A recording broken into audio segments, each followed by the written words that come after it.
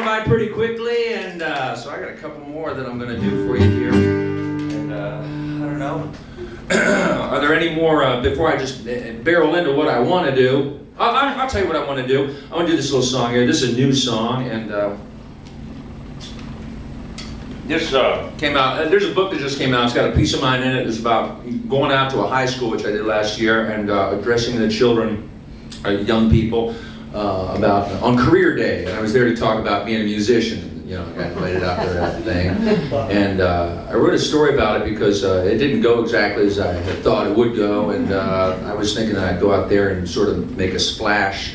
And I guess I was a little bit cocky about the whole thing. I thought I'll go out there, you know, musician, I'll be around all those people with regular 9-to-5 jobs talking to the kids, and I'll be like a star, you know. The kids will be like, you know, I want to go to the musician presentation, and I've got a lot of questions to ask that musician dude, you know, about that cool occupation he's got, not like that graphic designer guy over there or whatever.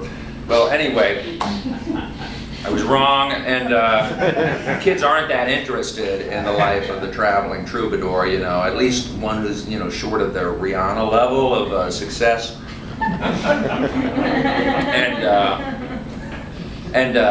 You know, I had a little presentation that I brought with me to this school, and I had pie charts and stuff that broke down my income into different categories, and I thought, well, that's interesting, you know. They'll see that you can go out in a van or, you know, occasional fly trip like this one here, and actually make, you know, a little modest but middle class living, you know, playing music. And, you know, I talked about the you know, publishing and doing demos, making records, and, you know, playing to small little rooms like you guys and making it work out economically. And at the end, boy, it was like a mausoleum in this place. I was like, you know, are there any questions? It was like, they're staring at me, you know, like I'm a fish in a tank or something, like looking at me. And I said, are there any questions of any sort? I'll be happy, you know, there's 45 minutes left in the period.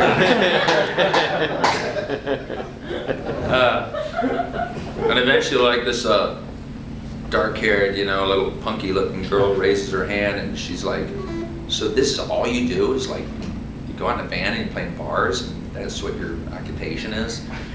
I'm like, yeah.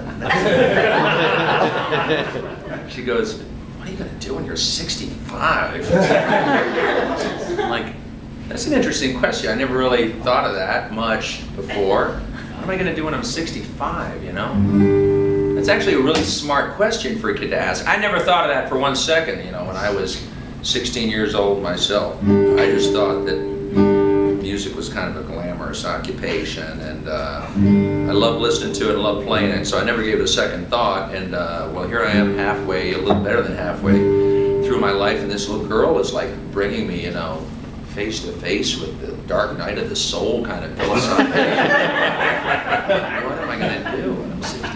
You know, I might not even be able to lift the merchandise out of the back of the rental car.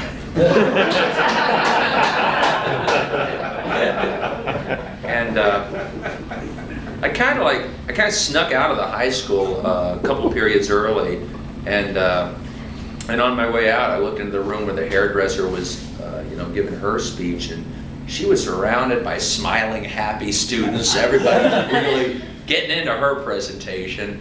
And I continue to think that maybe I had made a really, like, seriously wrong turn about 25 years earlier as I left the building. I thought, maybe I'll turn this thing around. But the more I thought, you know, I went home, I thought, man, I haven't got it so bad. You know, I don't have to get up at 6 o'clock in the fucking morning and go up and see some boss and stuff. I get to go around and see the country and play for, you know, small but committed groups of people like yourselves. And I meet lots of nice people. I get to play the guitar. I'm beating the system, I think. I don't have any problem with it. So I kind of bounced back from that. I thought, I'm just going to keep doing this until, you know, my knees give out or something. But I understand why people think it's weird, and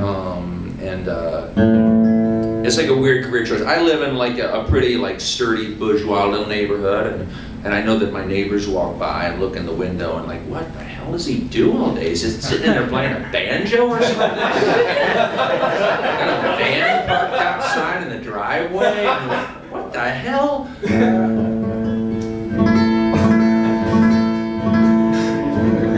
In fact, yeah, I got this other neighbor. He's like a British dude. He's pretty like, I don't know, like a straight-laced dude. But he asked me the same thing once at a party in the backyard. He's like, have you ever given any thought to what you're going to do when you're old? I'm like, I don't know, probably burning your house down and screwing your granddaughter.